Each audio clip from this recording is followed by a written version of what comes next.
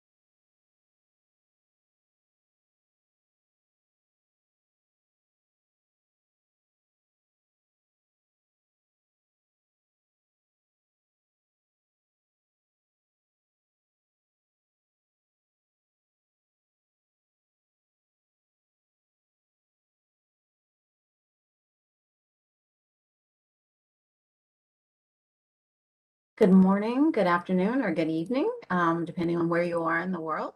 I'd like to begin by welcoming everyone to the third open virtual IAEG-SDG meeting of this year. On behalf of the other co-chair from Colombia, Karen, and myself, we'd like to welcome you. Just note that although this is our third virtual open IAEG meeting of the year, it is the fifth one that we have hosted since COVID-19 sent us all back to our homes. Today, our program is really quite exciting. It's split into 2 sessions. The first half will focus on measuring and communicating SDG progress, and the second half of the program includes some best practices on SDG monitoring. Each of the sessions will be followed by a short question and answer period. And at the end of the sessions, we will also have some time to address some of the questions that were submitted when the attendees registered. Also, I'd like to remind all of the attendees, please submit any questions that you have in the chat. And without further ado, we're going to start right into our first session on measuring progress. And I'm going to turn to our first speaker, Jenna Tell of Statistics Estonia. Jenna, I turn the floor over to you. Please go ahead. Thank you, Cara. Hello, everyone. I am Jenna Tell. I'm from Statistics Estonia, and I'm very glad that I have this opportunity to present information on our visualized dashboard of Tree of Truth, and where we show SDGs, the progress on other strategic indicators as well. Sorry, I cannot see my slides. Next slide, please. So as you well know, as a statistics institution, we have the mission to provide the society with information on the situation and changes in the society. And also our aim is to have information for strategic reasons and for making knowledge-based decisions on reliable data. And click, please. And the challenge in that is that data is everywhere. It's faster usually than statistics. And we are really losing our power as a statistics provider. And with the Tree of Truth, we try in Estonia to regain this power, to visualize better, to make it more comprehensible and understandable to the larger public. Next slide, please. To explain a bit how we got to the Tree of Truth, I will say a couple of words about our strategic planning in Estonia. We have a very freshly adopted new long-term strategy of Estonia 2035, which concentrates on the 5 strategic goals and also sets the development needs and also the necessary changes in order to reach these goals. It lies very heavily on our sustainable development goals and the Estonian indicators for this. So they are really very closely linked to these 2 long-term strategies. And also as a third strategy, we have this government action plan, which is a short-term strategy for 4 years. Each government adopts one, and it all comes together. The government action plan derived from the Estonia 2035 and also the SDGs we have here in Estonia. Next click. So all these strategies are closely linked to our performance-based budgeting, and all these strategies feed into our performance areas. Estonia has the public sector in Estonia has been divided into 17 performance areas, which come down to very individual services. And 100% of our budget is divided into services so that we can closely follow and monitor the cost of the service, and also we can see how our strategic goals in all levels can be reached and are reached. Next slide, please. So as you can see, coming from these 3 big strategies we have, there are many indicators. They come from us, from Statistics Estonia, as well as our ONAs, other registers, and also from international organizations. And it's very hard to really follow through or get a picture of all these indicators. So the very urgent need was to put them all into a more comprehensible format. Next click, please. So we came up with personalized dashboards for many business sectors in Estonia, for the local and central government, so that all these stakeholders can really see how they are doing, how they are linked to the horizontal strategies our country has. Next click, please. And also there was a need to have this this horizontal and very clearly visual government dashboard. And then we came up with the idea of Tree of Truth. Next slide, please. Where we try to make use of all these 3 strategies and put them in one picture. So obviously we thought of growth and development, and we went and turned to Mother Nature. So you can see the early sketches of visualization we went through when coming up with our Tree of Truth. Next slide, please. So here you can see our national tree. It's the oak tree. Slide, please. Click. It is divided into 3 layers. They all represent one of these horizontal strategies we have, and we needed to find a common denominator for the branches. So how to divide these indicators in a comprehensible way, so they are in line with each other. So we came up with our performance-based budget performance areas. So they are all in 17 branches, all the strategies, and on these branches we have 135 leaves, which are the indicators, and all the indicators include a short explanation of the indicator, the current and the target state of the indicator, and also where the data comes from, information on that as well. And on the upper right-hand side of the slide, you can see the address of this tree of truth. It's also in English. You can go and check it out afterwards, how we do it and how it really works. Next slide, please. So we had a grand opening on the 17th of October 2019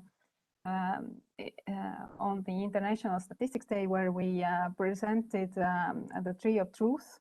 And it was opened by our president, Mrs. Kersti Kaljulaid, who is a big fan of digitalization and also very keen on sustainable development goals. And where we stand in this area globally and both regionally here in the EU. And as you can see, it was hugely popular. It still is. And we had almost 20,000 visitors on our website during the first month. And also last year we received the National Clear Message Award for this, for making the statistics more visible.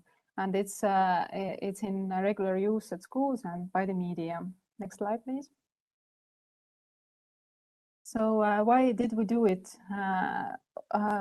It is very common that that link between national strategies and people is not so clear. So we try to make it more visible, more understandable, and you really can see the progress coming from the red, green, and yellow leaves. So how we are doing? Have we already reached the goals that we set? Or is there work to be done? So I think with the strong media support, we also found out that it's much more easier to present statistics on our strategic goals in a more better visualized way. And they are using it in schools, in media, even in the government office.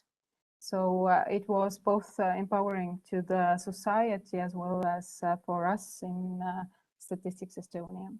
So that's a very short introduction. Go and see on our website, and thank you so much. Thank you so much, Jenna. That's super interesting.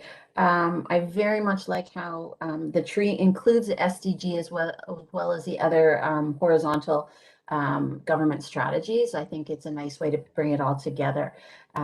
So thank you very much for that. And just a reminder, we will have put your questions in the chat, and we'll have time at the end of the session for to take these questions.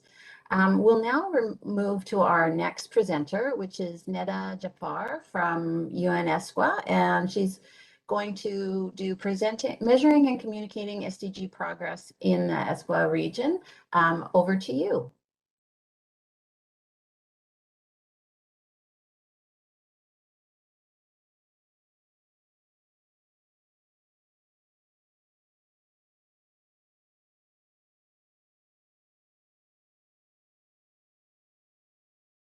Jenna, you're muted.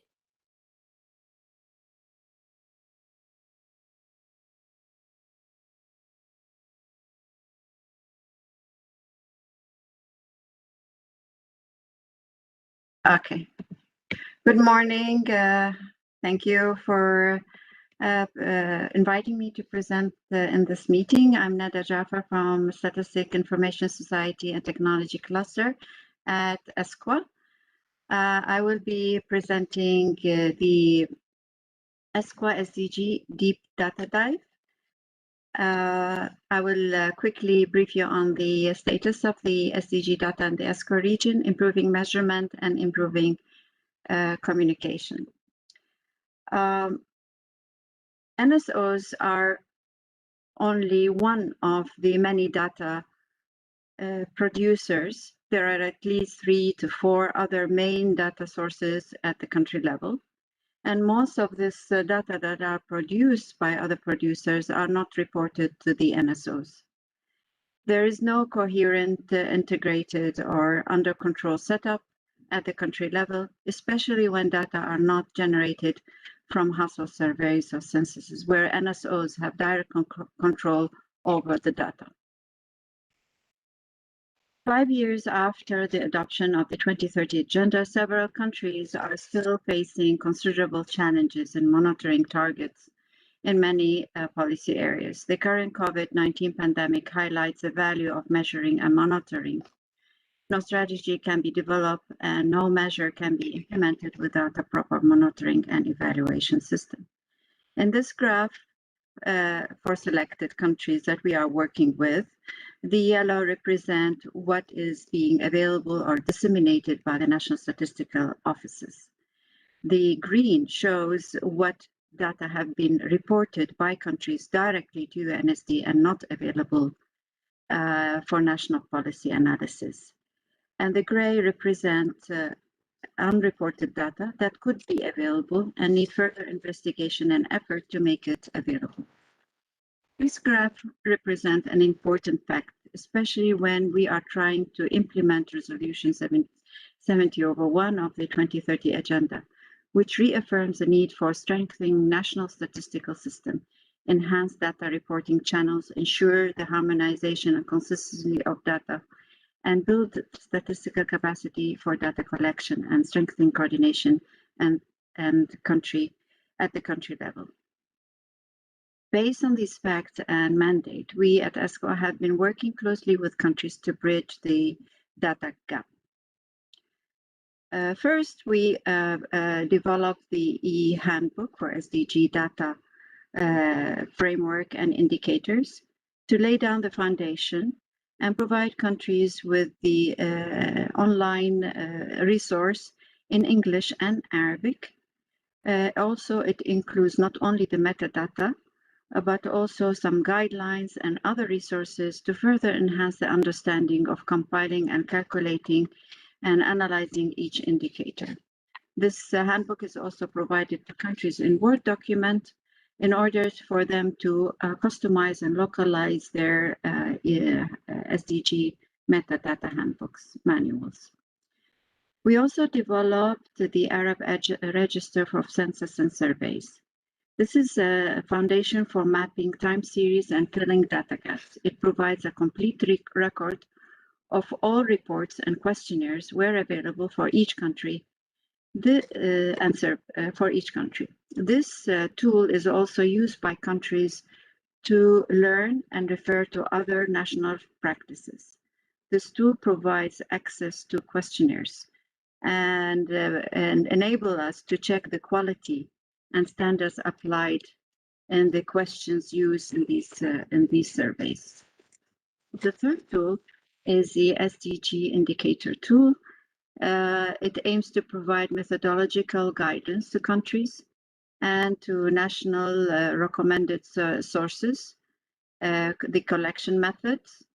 It enables users to filter by area, such as economy and environment, well-being, or agriculture, or also by source, such as what surveys, what indicators are generated from surveys or administrative records.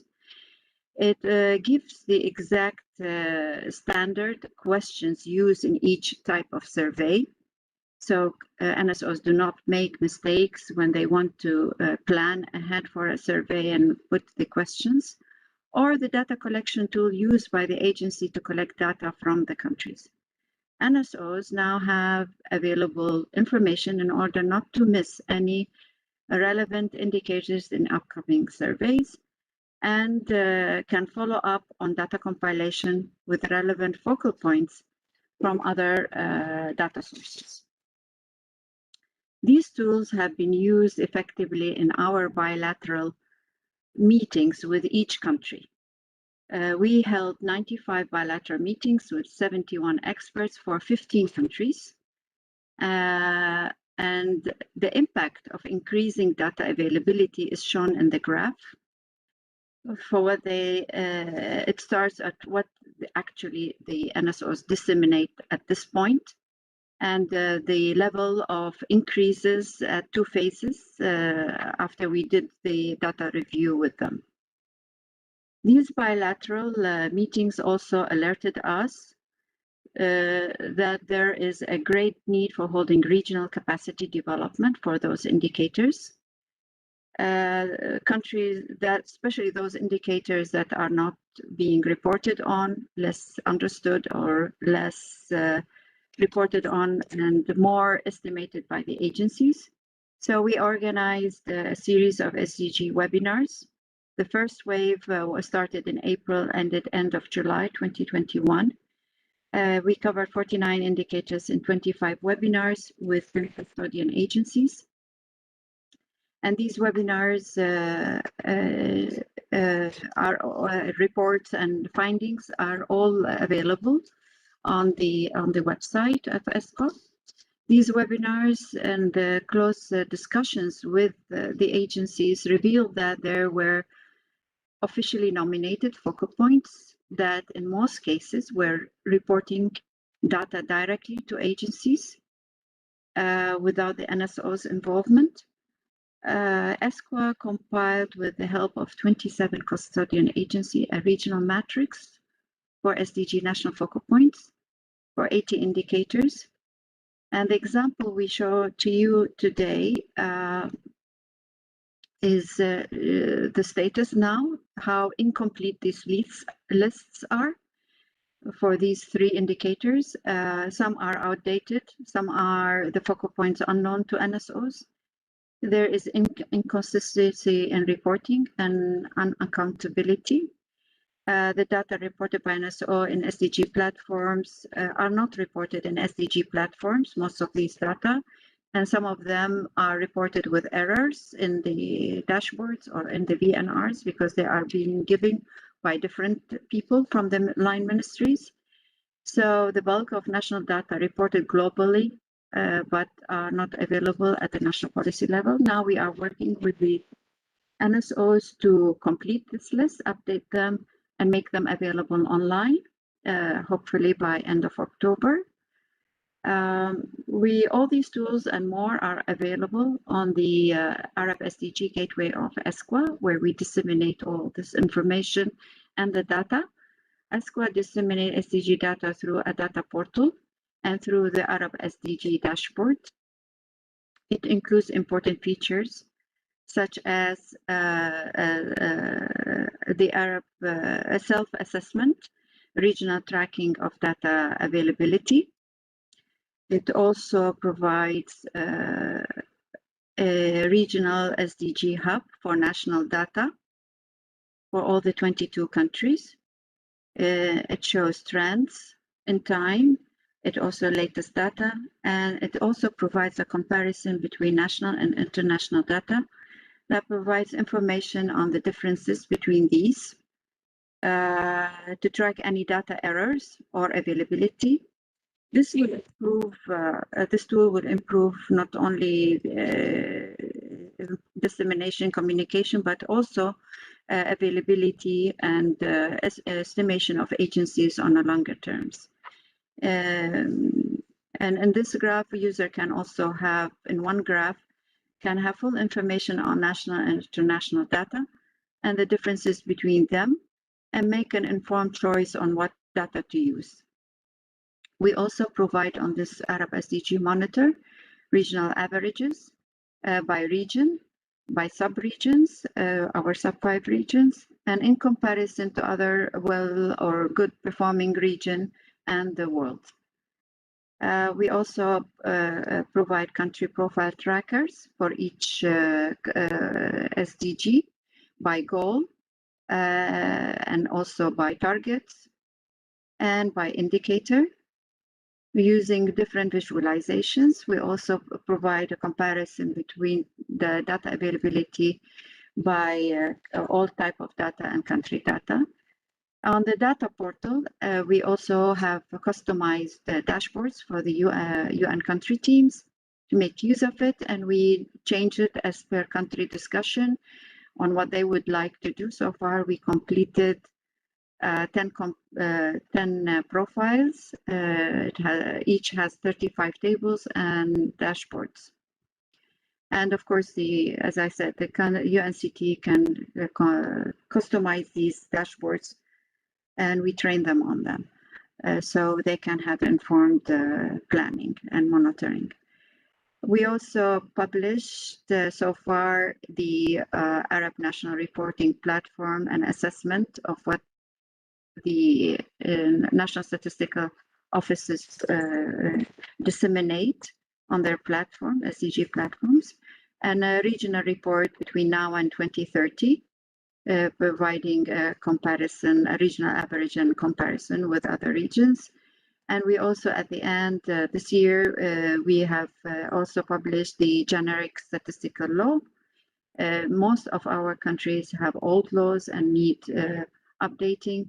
So we've provided them in consultation with the country's statistical committee, latest updates of how to guide how to establish a statistical law at the country level.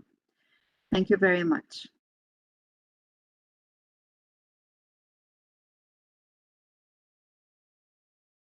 Thank you very much, Neda. Very interesting presentation and some interesting work going on in the region.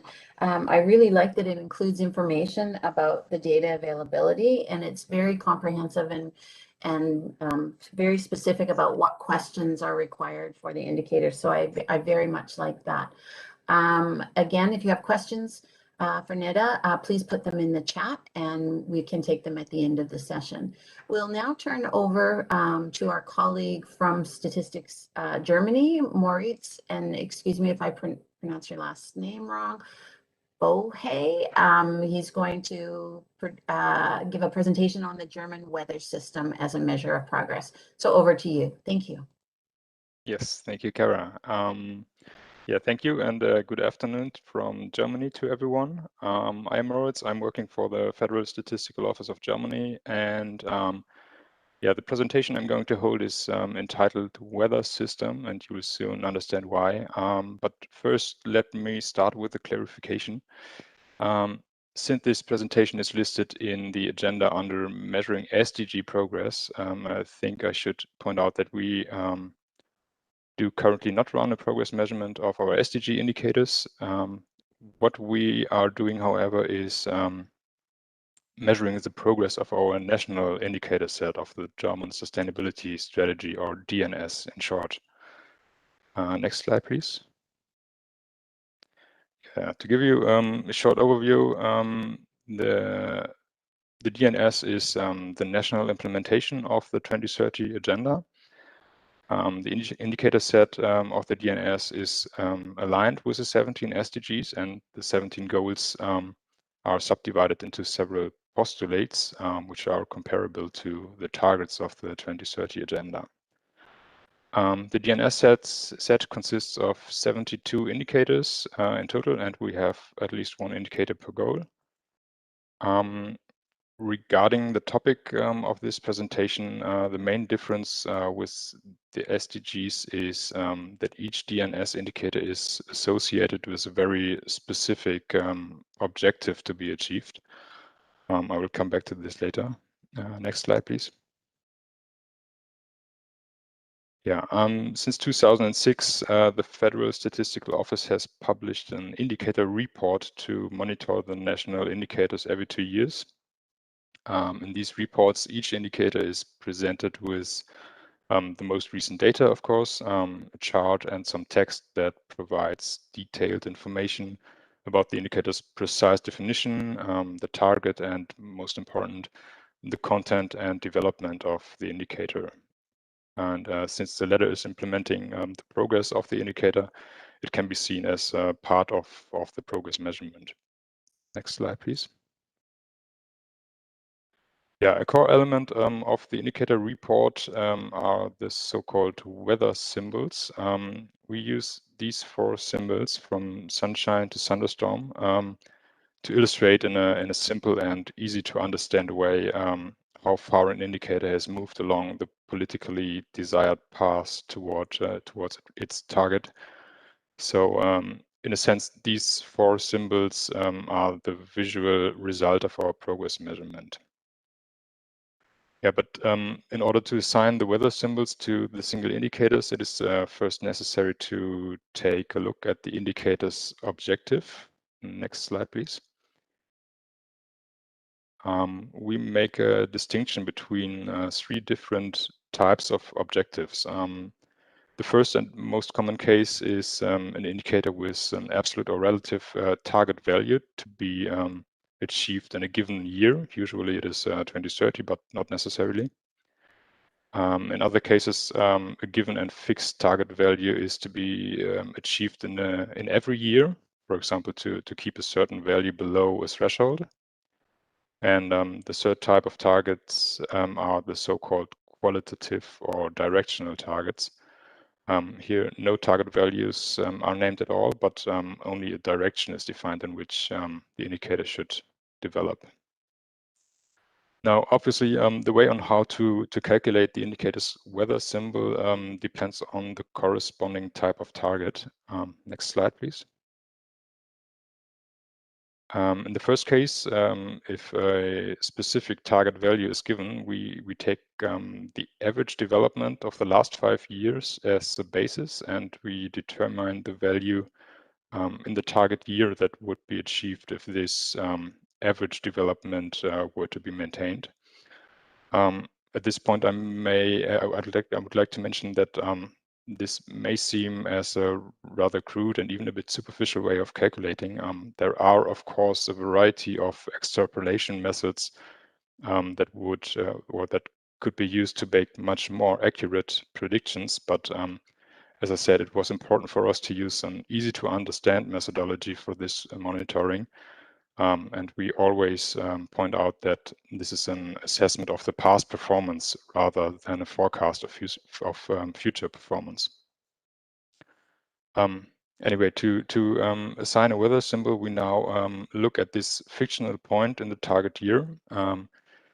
If it reaches the target value, the weather is obviously sunny. If the predicted point is even farther from the target than it is now, we assign a lightning symbol. If it is somewhere in between, we take 2 pieces of information into account. That is A, the difference of that fictional point and the actual target value, and B, the difference between the value in the last reporting year and the target value. And to assign a symbol, we take the ratio of A and B as criteria. This is a bit complicated, so I will try to say it in other words. We are asking by how much would we miss the target if we continue as we are, and how much is that compared to what needs to be done today. And if the answer on this to this question is less than 5%, we still assign a sun. If it is less than 20%, then we assign a cloudy sun, and if it is more, we would assign a cloud symbol. Next slide, please. In the second case, where a target value or a threshold is not to be achieved at some time in the future, but to be maintained in every single year, the calculation is a bit easier. In those cases, we combine, again, two pieces of information. In this case, A is if the target was met in the last reporting year, and subordinately B, if the average change over the last 5 years is pointing in the desired direction. And if both criteria are met, the indicator is rated with a sun. If A is met but B is not, we assign a cloudy sun and so on. Next slide, please. Yeah, quite similar is the evaluation for indicators with a directional target. Note, however, that here the average change is the more important criteria, and the subordinate criteria is the direction of the indicator in the last year. Yeah, as you can see, the calculation is kept quite simple, yet we take it very seriously and have put a lot of thought into it, because in a way we are evaluating the success of our government's work by it. So we definitely do not underestimate the importance of it. Next slide, please. Yeah, beside the 3 different types of targets, there are a number of special cases that are to be considered. I think I'm running a bit short on time, so I will just go through a few of them very quickly. One example for a special case are indicators with multiple targets to be achieved at the same time. Then you have to consider what to do if multiple targets are set for an indicator to be achieved in different years. Or the third example here, very interesting one. What happens if an indicator has already reached its target before the target year and then becomes worse again?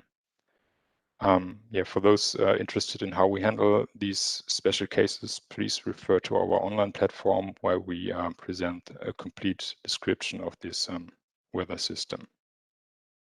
Next slide, please. Okay, let me close the presentation by taking a brief look at the pros and cons of this methodology. As mentioned, we see the transparency of the methodology as a huge advantage. Also, that we are able to cover all targets with only 3 different ways of calculating. And furthermore, it is important that we consider both the current development of the indicator and the development in the last years. However, there are some limitations. The use of the average development let us only rate those indicators with at least 6 data points. This leaves currently 9 out of our 72 DNS indicators for which no evaluation is possible. Yeah, another point is that details in the targets cannot be taken into account. For example, if a target says to reduce a value substantially, we can just treat that like a normal directional target. And finally, I have to mention it again, the weather symbols are not a forecast or a prediction, and they definitely do not replace the indicator report with all the background information. What they are, however, is a great tool to give a first impression if an indicator is on track or not. Thank you. Thank you very much, Moritz. It's really interesting, the weather symbol. I know that for Canada, we've looked very closely at this methodology as we look to develop our own measures of progress. And I think you did a great demonstration of how complex progress at measuring progress is, and that sometimes a simple method provides the best way to just give an overall indication of how the movement of an indicator is. So we'll now move to our final presentation of this session, and that is for Yuzi Zhang from UNSD, and Yuzi will present on the Sustainable Development Goals Report progress chart. So over to you. Thank you. Thank you, Madam Chair. Good morning, good afternoon, and good evening, colleagues. My name is Yu Si, and I work in the SDG monitoring section in the United Nations Statistics Division. It is my pleasure to present to you the Sustainable Development Goals Progress Chart 2021, which was prepared by the Statistics Division of UNDESA in collaboration with many international organizations based on data from national statistical systems. It is published accompanied with the SDG Report 2021 during high-level political forum. Next slide, please. The Sustainable Development Goals Progress Chart 2021 presents a snapshot of global and regional progress towards selected targets under the SDGs through a traffic light dashboard. The progress chart shows that the world was already off track in realizing the ambition and fulfilling the commitments of the 2030 agenda, even before the COVID-19 pandemic. Next slide, please. So here's the overview. This progress chart provides two types of information: a trend assessment based on a baseline year of around 2015 or 2010 using traffic light color, and a level assessment based on the latest available data using a gauge measure with 1 bar indicating very far away from the target, and 5 means the target is already being achieved. Similar to last year, there are 4 colors to illustrate trend assessment. The red stands for deteriorations, and orange indicated limited or no progress. In contrast, the yellow color stands for fair progress, but acceleration is needed, and the green stand for on track or substantial progress for the specific target and region. Next slide, please. Let's move on to the technical part of this progress chart. The baseline year used for the trend assessment is 2015 for most indicators. If there are no sufficient empirical data around that time, a baseline year of around 2010 is used. So for most indicators, the latest data used to assess the trend and the current level are from 2019 to 2020. For few indicators, the data go back to 2017. Therefore, this progress chart cannot fully reveal the impact of the COVID-19. The assessment is based on the most up-to-date data available. However, the full impacts of the COVID-19 pandemic is not yet known. Some of the devastating impact of the pandemic can be found in the SDG Report 2021, which you can access from the link on this slide. Next slide, please. So here's a process to conduct this progress chart. Basically, there are 3 steps. The first step is calculating and categorizing the current level and trend based on the standard methodology developed and agreed by the task team of experts from around 15 regional and international agencies on the progress chart last year. Due to the nature of the indicators, some agencies apply different methodologies. After the initial calculation, the assessment results were sent to agencies for their review. So the whole review process normally includes the methodology and the final results. In this year, there are 35 indicators selected under 17 goals to present the progress made in SDGs. So the final step is to update the technical notes. The technical note details the methodology applied in the progress chart. Each year, the technical notes need to be updated to reflect the updated year range and any changes applied to the calculation method. Next slide, please. As you will notice from this year's SDG progress chart, it is inundated with yellow, orange, and even red. As most of the latest data are based on 2020 and 2019, the pace of progress has been insufficient even before the pandemic for most goals. And for a few targets, there are deterioration observed, and some are resulted from the pandemic, for instance, the employment rate. So based on the progress chart, substantial acceleration is needed and should be concentrated on food security, malnutrition issues, health systems, gender equality, drinking water and sanitation services, structural inequalities, climate change, and the environment. Next slide, please.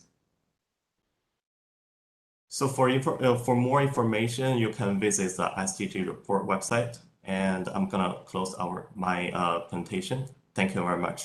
Back to you, Madam Chair. Thank you very much, Izzy. It's nice to see progress measures globally that the UN has put together for the latest report. I think that's very interesting. And of course, as we get new data in, we will then be able to understand better the impact of COVID-19, because we know there has been an impact on progress. So thank you very much. I believe now we have completed all of the presentations for this session. We will now have a question and answer portion. We have about 10 minutes for questions. And for this session, colleagues from UNSD will read out anything from the chat for the presenters. I do note that many of the questions have been answered in the chat, so I will turn over to colleagues at UNSD. Thank you. This is Heather Page with UNSD. Yes, so a lot of the questions have been answered in the chat, but we'll just cover just a few that have been that are still outstanding. So to Jenna, this question was kind of, do you consider that, or how, or you consider that the monitoring of the progress of SDGs in Estonia has become better with the Tree of Truth, or how do you see the progress of the SDG monitoring since you've established the Tree of Truth? Thank you.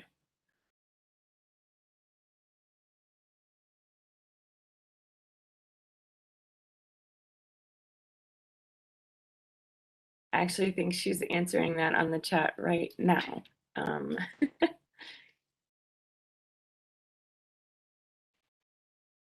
Jenna, I don't know if you wanted to say anything.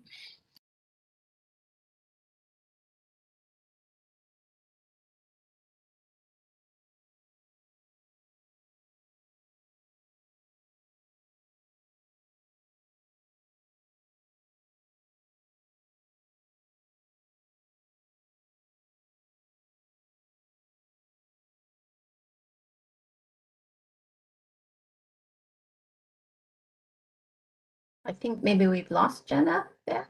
Oh, she's just put something in the chat. Do you hear me now? Yes, we hear you. All right.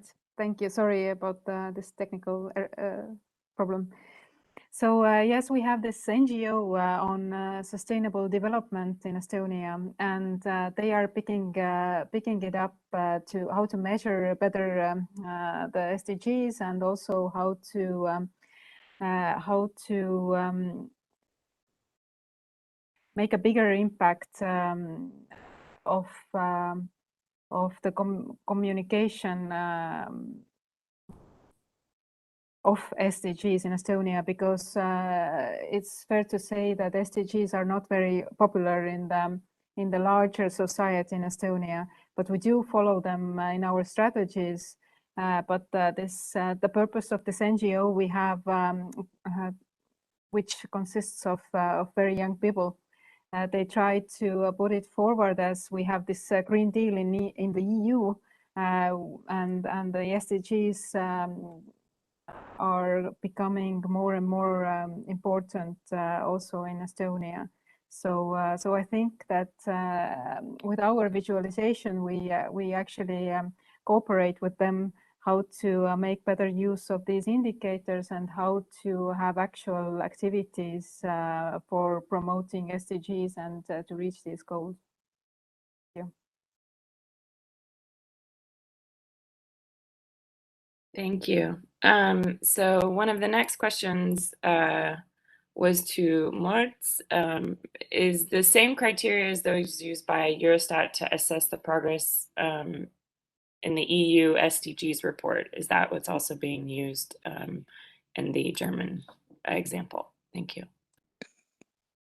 Sorry, I didn't get the question. Could you read it out again, please? Is the same criteria that is used by Eurostat to assess the progress in the EU SDGs report, also being used in the German example. And then also, there were quite a few questions to you. I'm not sure if I've caught all the ones that you've responded to, but someone was also asking if you have a target for all indicators. Thank you. Yeah, let me answer the first question. No, the criteria we are using for our methodology are invented by the Federal Statistical Office. So yeah, it is. We are the only one who use them, I think. And the second question was, yeah, we do have a very specific target for all of our 72 indicators. So yes, all of them are covered with a known target.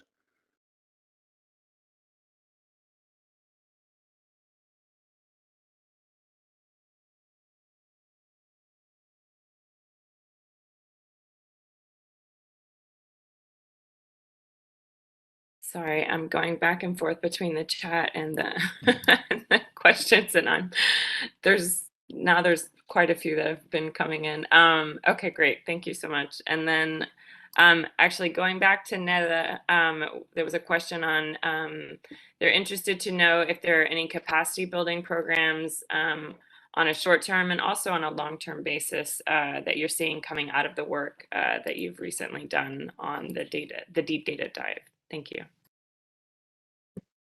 Yes, actually, our program is evolving as we are progressing. So we started by reviewing the national data with the aim of establishing national hubs, a regional hub, but also providing those countries with no dashboards, SDG dashboards, with a priority to focus on them and enable them to use the dashboard that ESCWA has developed, not to involve them in more funding, but basically to build their capacities and have this dashboard on their own websites. And as we're doing this, we have noticed the gaps. It's not about data, it's about other things. And as we are progressing, we are doing the redesigning our program to have more targeted webinars and capacity development. So there is a second wave of regional webinars, and we are still continuing with the bilateral finalization of data quality and availability in all the Arab countries. We've covered 15. We finished around 8. We have a few we are doing now, and we have 3 yet to start with. And we will be finishing almost all the countries, hopefully by end of the year or early next year.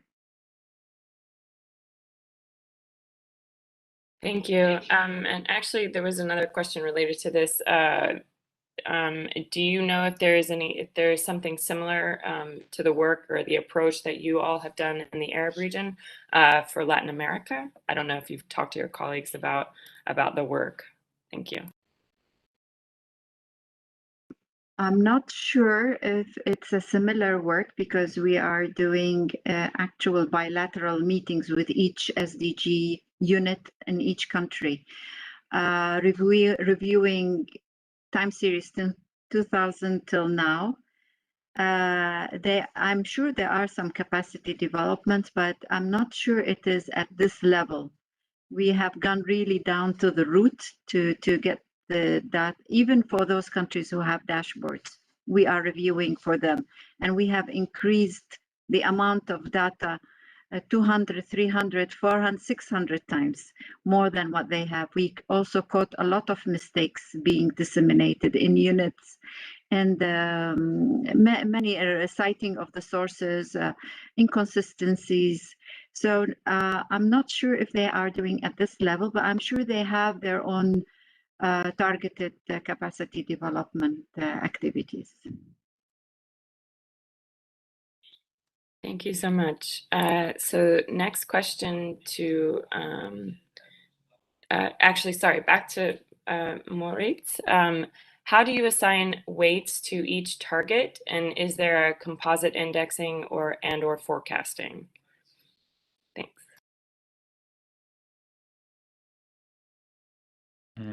Yeah, I hope I get that right. Actually, we do not weight the targets. All of our targets are of equal value. And since we don't calculate any overall target or some, we don't combine these targets, so they actually don't need to be weighted. I think that I hope it answers the question. Yeah, I can't say anything else to this. Sorry. That's okay, thank you. And the last question to Yushi, what level of progress do you consider substantial progress? Thanks, Heather. Yeah, I think this is a great question. So we leverage a methodology in general called compound annual growth rate to assess the trends. So we also calculate the required growth rate based on the specific numerical target or the target agreed by the custodian agencies. And the mature year, which are normally 2020 or 2030. So then we compare the actual growth rate and the required one and use this ratio to determine if the target has the substantial progress. Thanks. Thank you, Yushi. And so, Kara, I will turn it back to you, as I just want to keep us on the timeline for the agenda. And then just to note that presenters are also encouraged to respond to any of the additional questions directly into the chat. Thank you so much. Thank you very much, Heather. I would like to thank all of our presenters for this first session. Really interesting to see progress measures and the development of them. I think that's the next step. Certainly, governments are looking to determine how do you actually measure progress on the SDGs. So it was a really interesting session. I'm now going to turn over to the next session to my co-chair, Karen Chavez, and she's going to chair the remainder of the meeting. So thank you very much to our presenters, and thank you to everybody for all your great questions.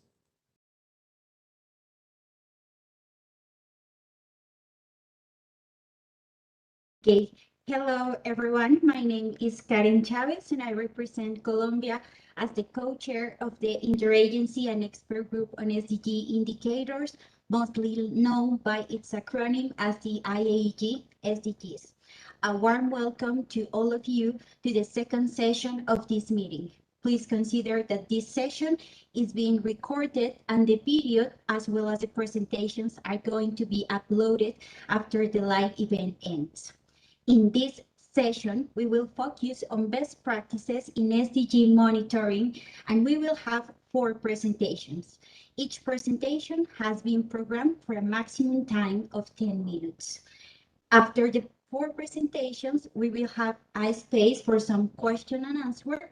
So I will take the chance to remind all the participants in the meeting that you can submit your questions at any time during the session by using the chat of this meeting. So with no more preamble, we are ready to start. And let me introduce our first speaker, Jessamine Encarnacion from UN Women, who will talk about the Counted and Visible Toolkit. Over to you, please. Thank you, Madam Chair. So thank you and good morning, good afternoon, and good evening, everyone. I am pleased to present to you the Counted and Visible Toolkit, which provides tools and mechanisms aimed at supporting countries in your efforts to produce disaggregated gender statistics for SDG monitoring. So in today's presentation, aside from describing the tools developed on how to do this, I will also share with you what we believe must also be considered to ensure sustainability of efforts. Next, please. So why produce the toolkit? So it is actually a direct response to calls made by member states during the UN Statistical Commission last 2019. This particular group, the IAEG, identified disaggregated gender statistics needed to respond to information needs on policy priorities for women and girls in particular. So another group working on household surveys, or the ISWGHS, also aimed at determining ways to exhaust existing data from existing household surveys for SDG monitoring. So UN Women, in collaboration with the Household Surveys Group and with great support from the IAEG-SDG indicators through Yongyi, big thanks to her, developed and compiled tools and good practices on making every woman and girl count. So the toolkit focused on official statistics, and aside from providing how-tos on statistical computations, it also shared must-dos to avoid it being a one-off statistical exercise, and instead promote institutionalization and observe the principle of nothing about us without us by highlighting the need to engage and collaborate with the very specific groups that we will aim to be not left behind. Next slide, please. So the toolkit has 5 main sections, and we can actually categorize it into 2. One, in terms of how-tos. It covers tools and mechanisms on the production of disaggregated gender statistics. And as we are dealing here with multiple levels and simultaneous at that of disaggregation, ways and means to assess the validity or statistical soundness of estimates is needed. On the must-dos, it highlights the need for the commitment of NSS leadership in all stages, the prioritization of indicators considering competing demands, however you have very limited resources. And lastly, ensuring that all this information are actually used. Next slide. So focusing on production first. So we provided demonstrations for 13 indicators. That is, we selected one gender-specific indicator for each of the goals, and then one indicator for each of the SDG 5 on gender equality for that particular goal. So the toolkit then provides programming codes in Stata, R, and SPSS, cognizant that NSOs use different statistical programs depending on what is accessible to them to generate gender statistics with multi-level disaggregation. Next slide, please. So for example, on the child marriage indicator, we have indicated what to do conceptually or theoretically, and then how to do or operationalize it. So from identifying the data sets, such as the DHS, to the variables of interest, such as the geographic location, age, wealth index, etc., to reflecting interactions or intersections across these disaggregation variables, and tabulating this, and then producing this disaggregated gender statistics. This disaggregated gender statistics will, of course, have relatively few sample sizes. So the next step would be to assess its statistical soundness. Next slide, please. So in terms of assessing, the next question would be whether to publish or not to publish this very disaggregated statistics. Next, please. A good estimate should be sufficiently accurate, precise, and reliable through various measures, since the coefficient of variation, or CV as I would refer to it, is a function of the standard error. We focus our assessment on the CV and determine whether it is acceptable or not. So the lower the CV is, the more reliable the estimate is. Unfortunately, we do not have internationally agreed standards or recommendations on CV thresholds. Hence, it varies from country to country and depending on data sources more often than not. So in the toolkit, next please, we propose a classification in determining reliability of the estimates, considering thresholds that have been in place or at least practiced by some of the developed as well as developing countries. So I would like to underscore that this is in no way prescriptive, but rather promoted to serve as reference that can be adopted by countries. So we deem that CVs less than or equal to 10% would be highly reliable. Those between 10 to 20 would be sufficiently reliable. 20 to 33 still acceptable, but should be used with caution. And 33% should be provided in terms of the level. The caveats are very much important. Next slide, please. So as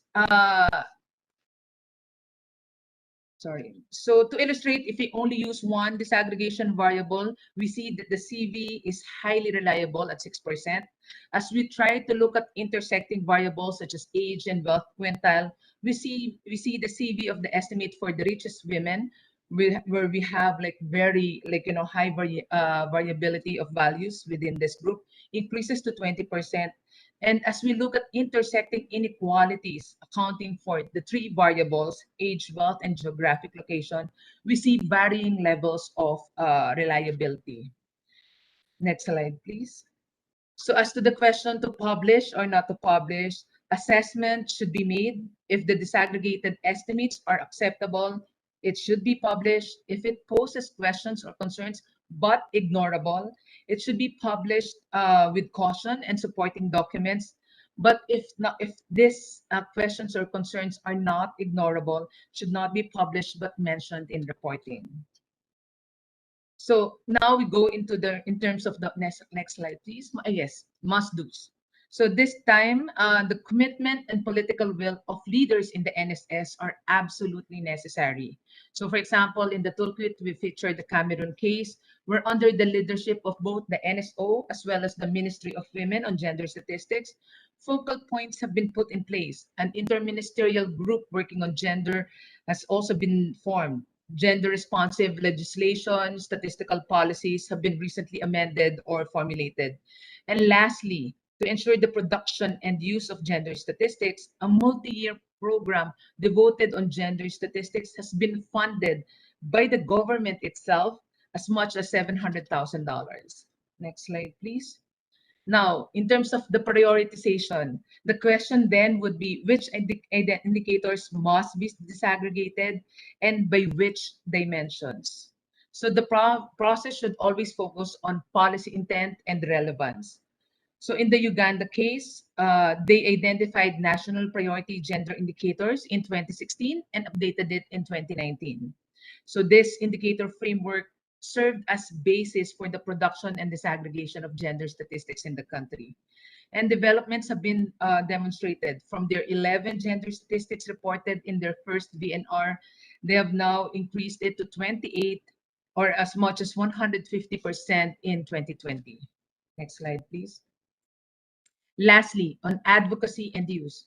So the process should be user-oriented rather than being product-oriented. In the Colombia case, in their first ever publication of Women and Men in Colombia, preparation and dissemination have always been in the spirit of partnership. So aside from collaborating with government agencies, they have closely worked with media, with UN Women, with other development partners.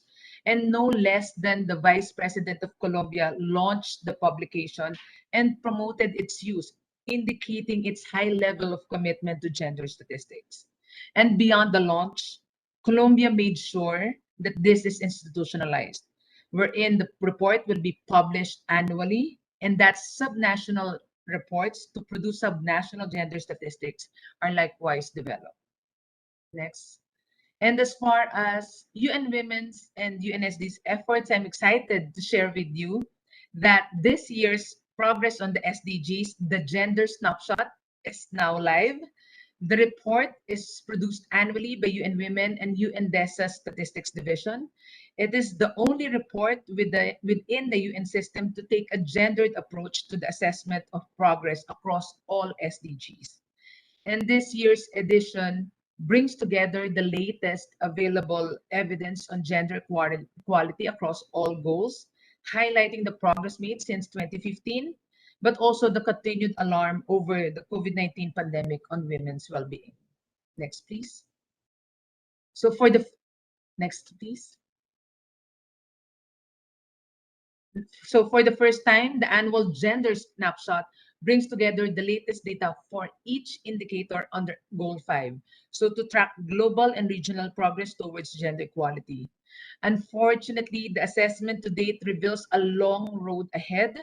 Globally, only one of 18 indicators, including is assessed as being close to target in 2 areas.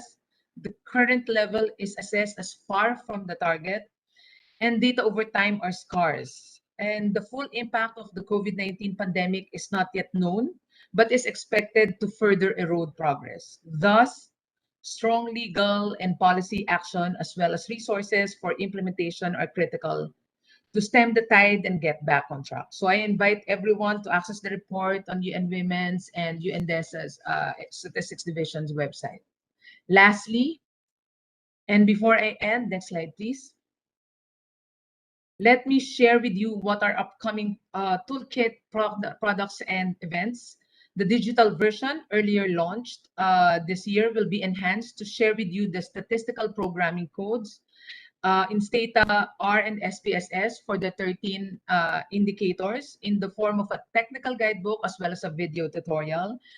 The full publication will be released early next month in October. French and Spanish translation will also be available.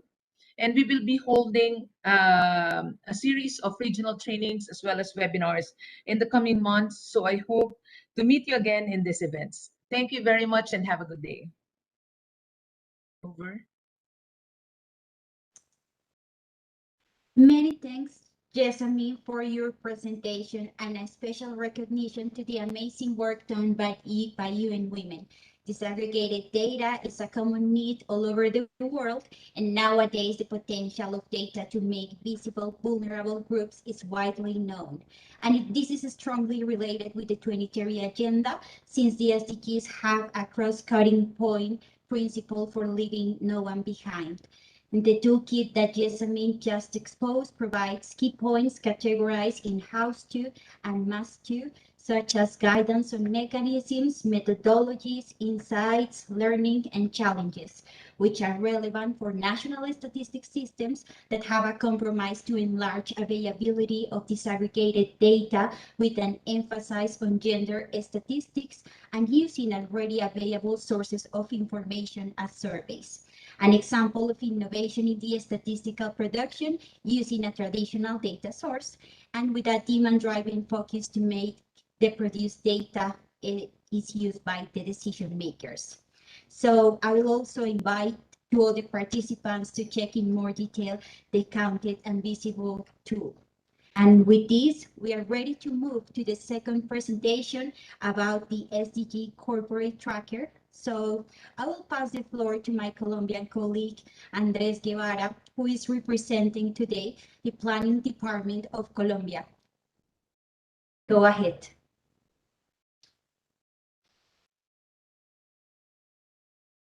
Thank you, Karen. Good morning, all from Colombia.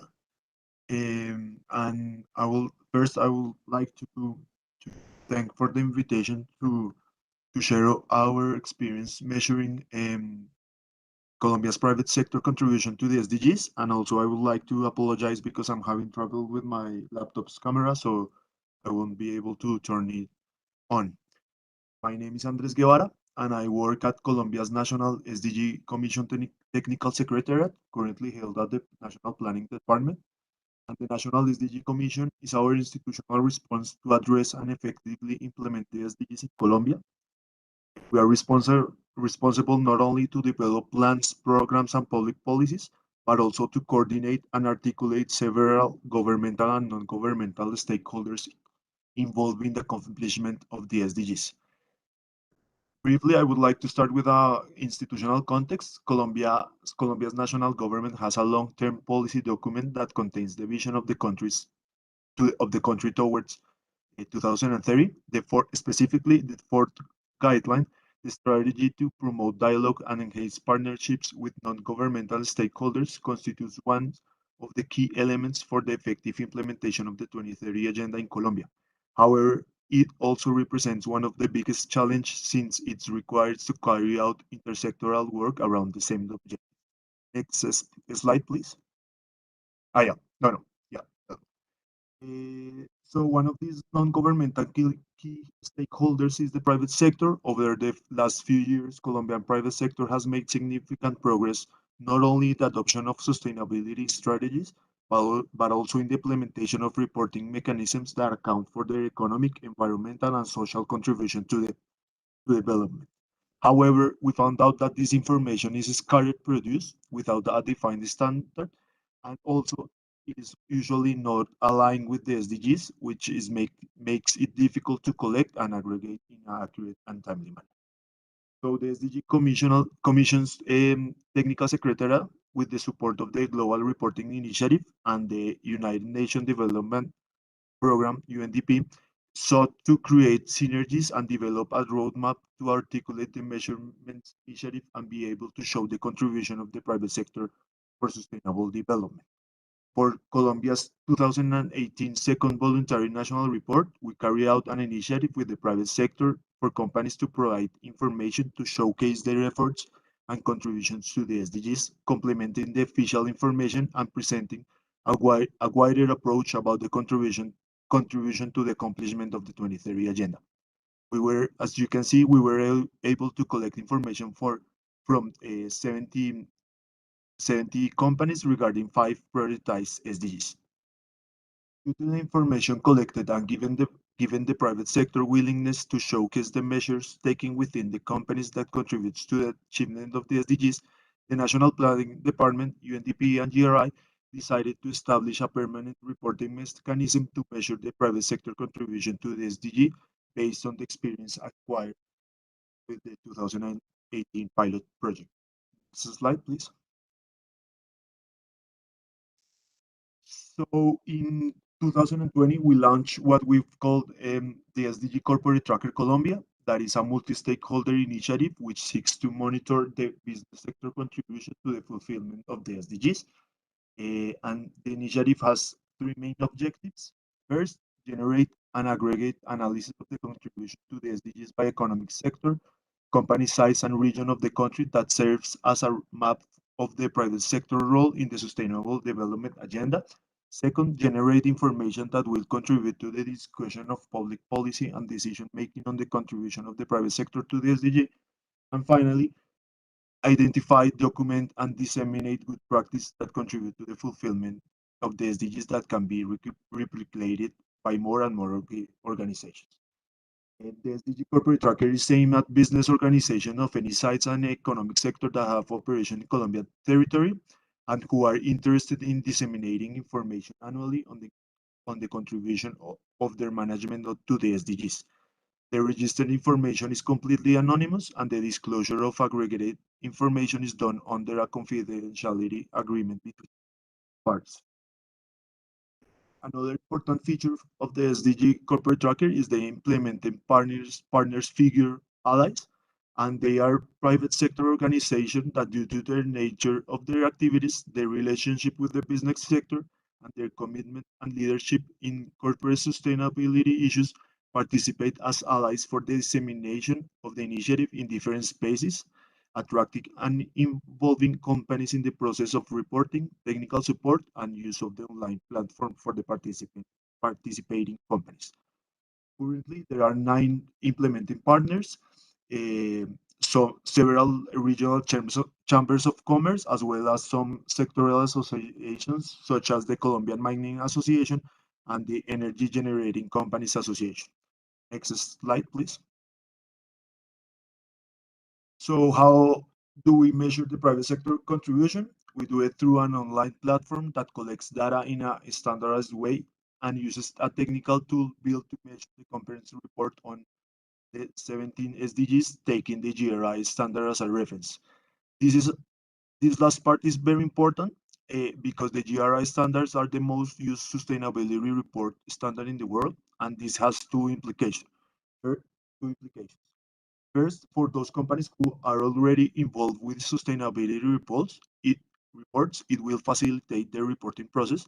And likewise, for those companies who have not started a process of preparing a sustainability report, the SDG Corporate Tracker constitutes an opportunity to approach the SDG standards and get to know them. And I also would like to say that the SDG corporate tracker differs from other initiatives, mainly because it's led by the national government, but by the SDG Advisory Commission, and that the information we collect complements the official documents regarding progress in meeting the proposed SDG targets, generating a country narrative aimed to identify progress and challenges in the accomplishment of the SDGs. In this part, I will come back later. So next slide, please. So how we intend to do that? How we do it? To capture information on the activities of the companies, the SDG Corporate Tracker uses an information collection form that groups over 400 questions to measure the contribution of the private sector to the SDGs and to facilitate the completion of the information. The platform has 70 thematic forms based on the 3 dimensions of corporate sustainability, economic, social, and environment.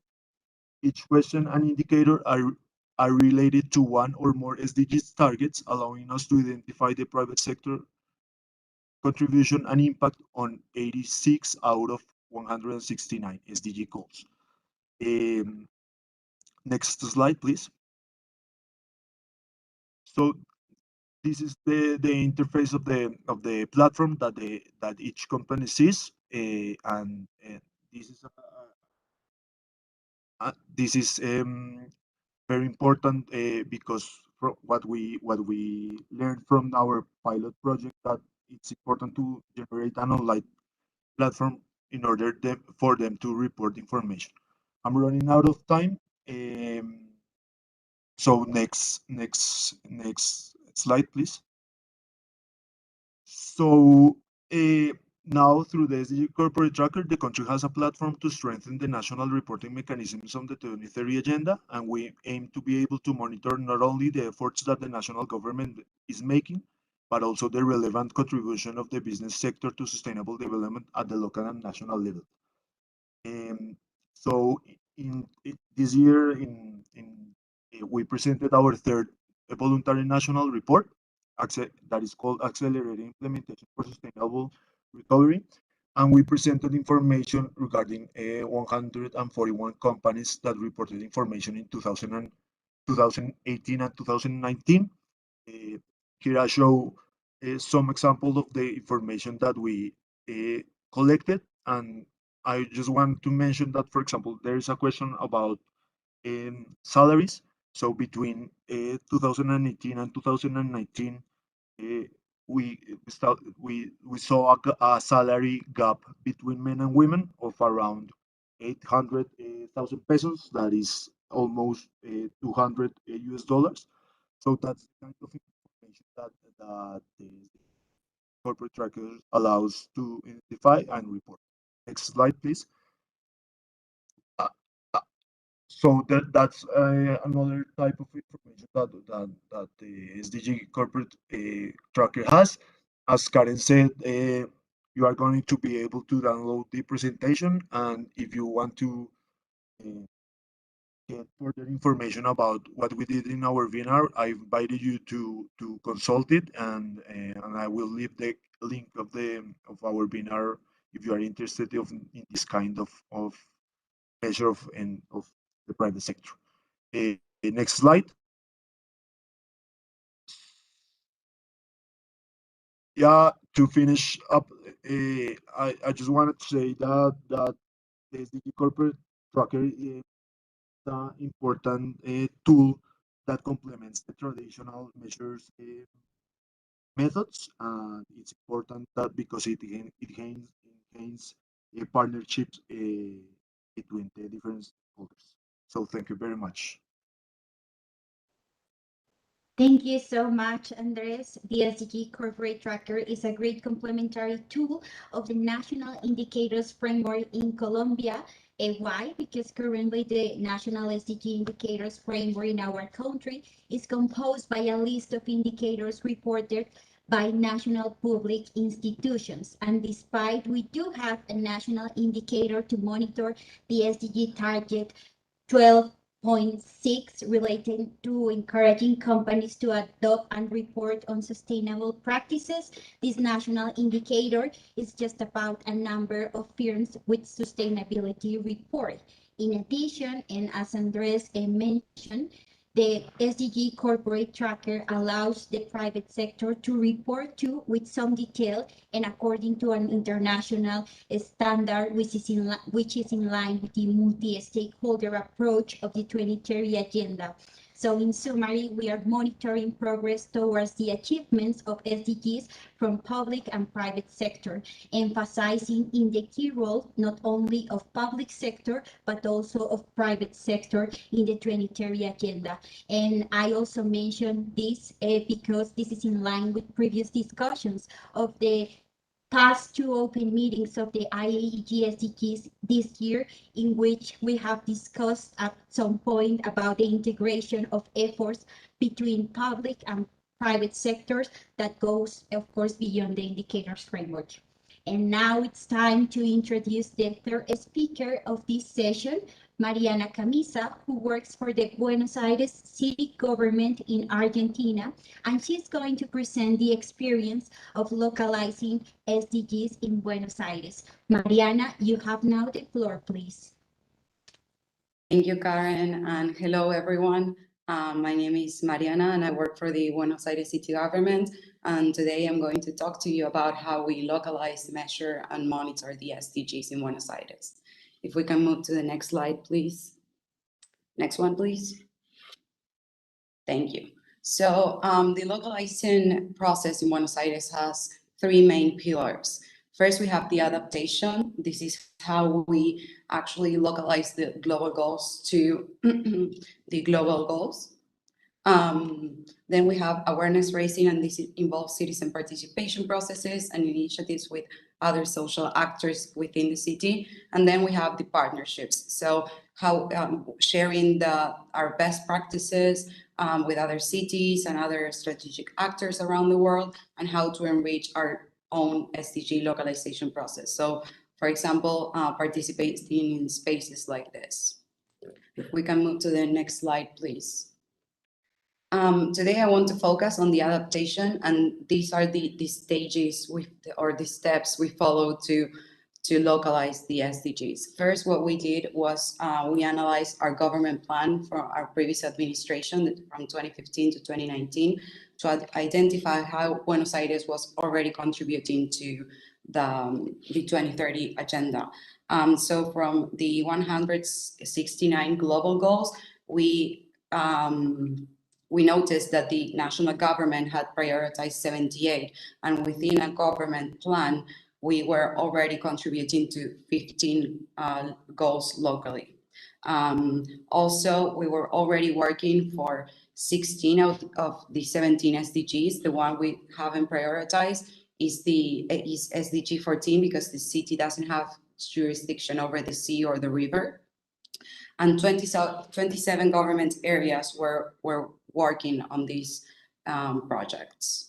So from this analysis, we also draw the conclusion that SDG 11 and SDG 16 were cross-cutting SDGs for the city. Most of the projects of the city contributed to those. So what we decided to do is a multi-partner process and open our localization process with other actors from civil society organizations, international organizations that were locally present in the city.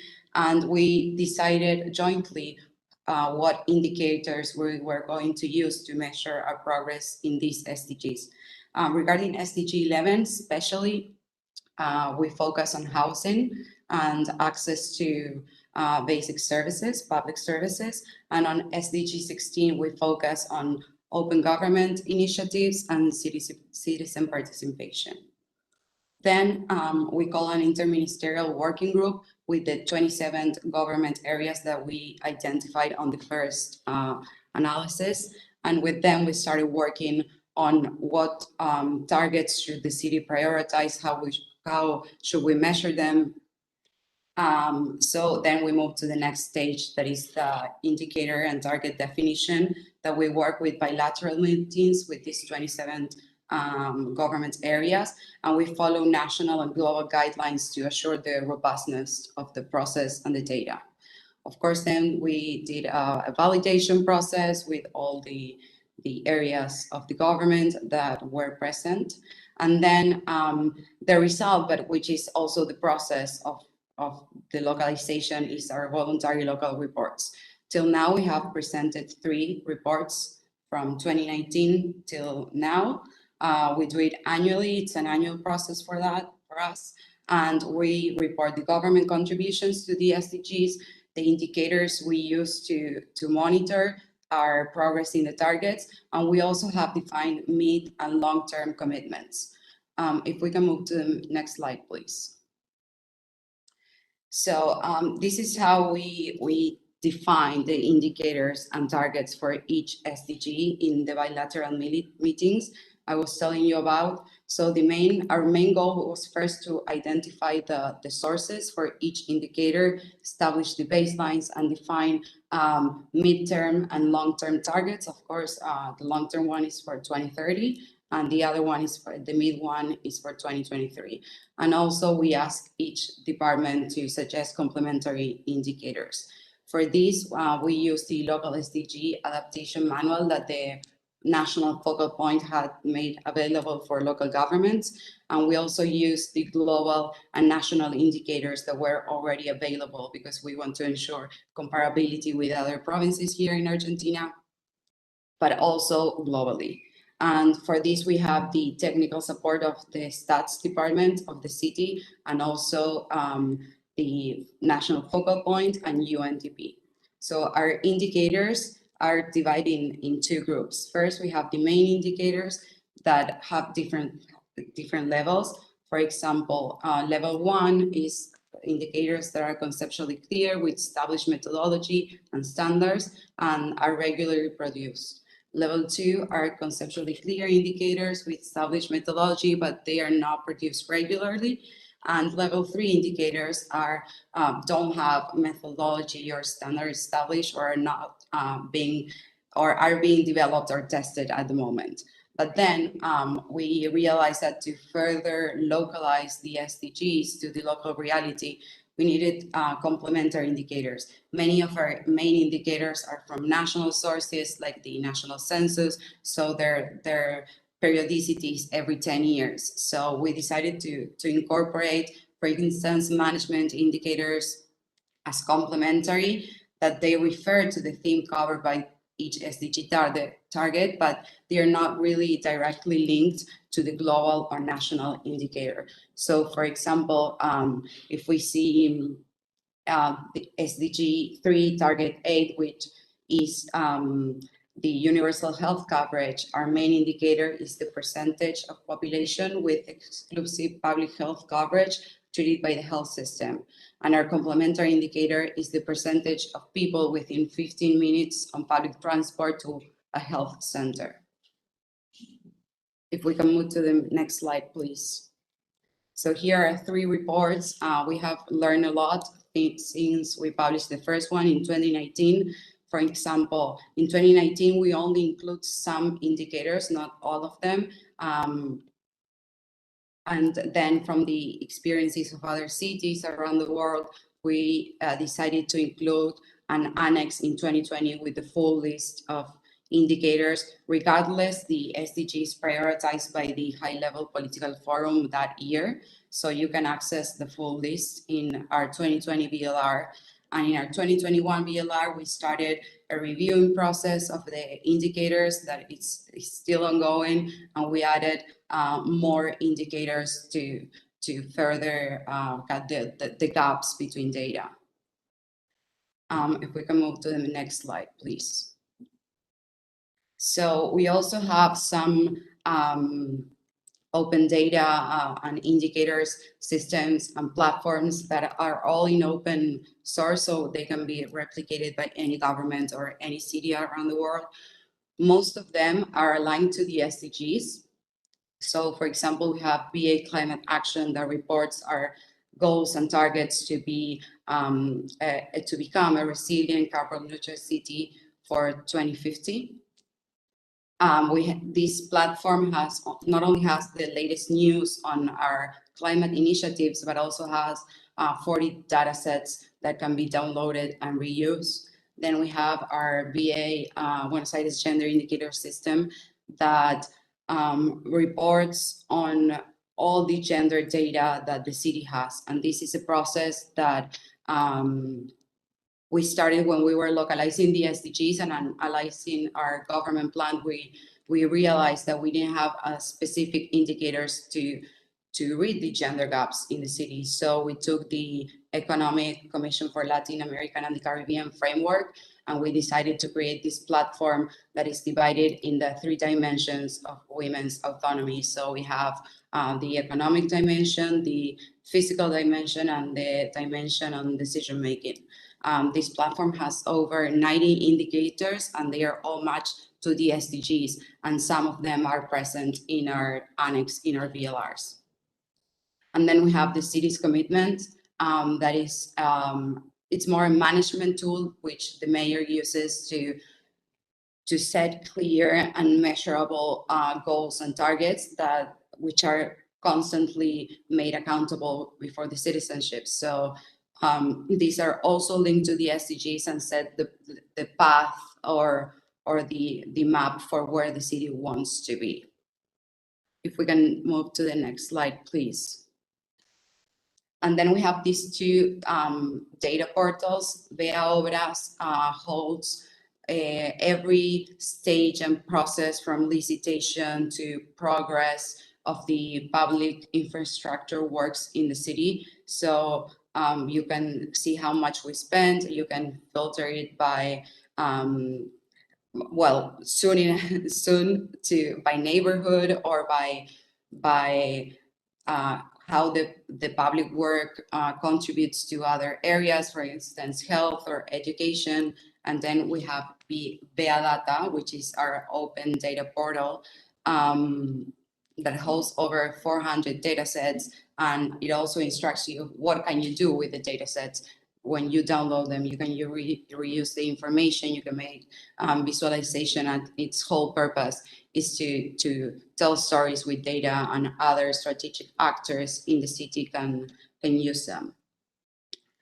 Here in the bottom of the presentation, you can see a visualization there that someone in the city made with the data from Bea Data, and it's on the air quality of the city. And you can also compare it with levels pre-pandemic and during lockdown and after the pandemic.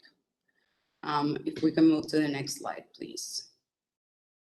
So I would say that in terms of localizing the SDGs in Buenos Aires, our next steps, and I would say our challenges, is to further align the indicators of all the strategic agendas that the city has. For instance, the Climate Action Plan has 400 indicators, and how we can make them work with the indicators that were defined for the SDGs.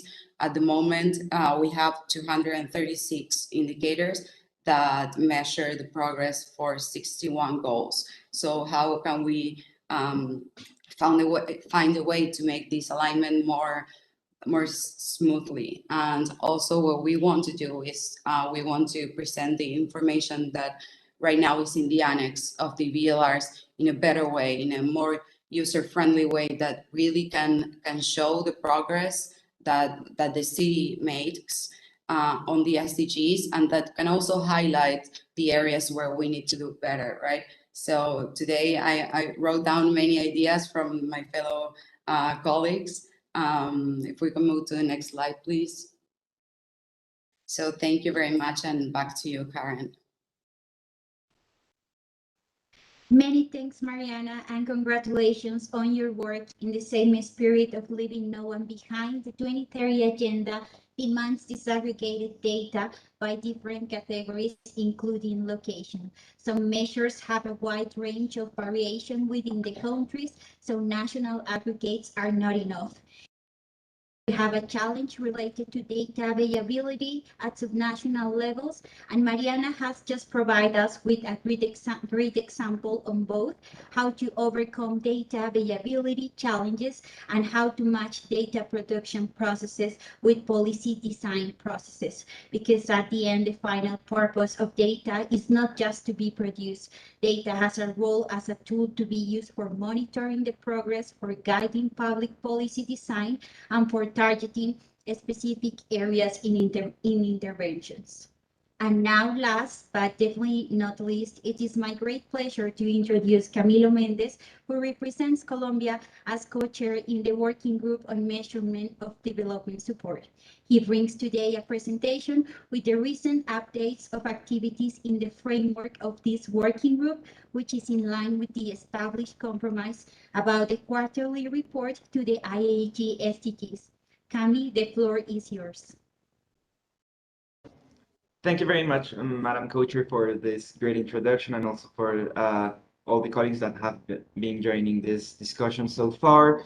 I see that I still do not have the credentials to share my screen, so if it is easier for the Secretariat to go ahead and share my slides, or maybe allow me to share them, it would be great.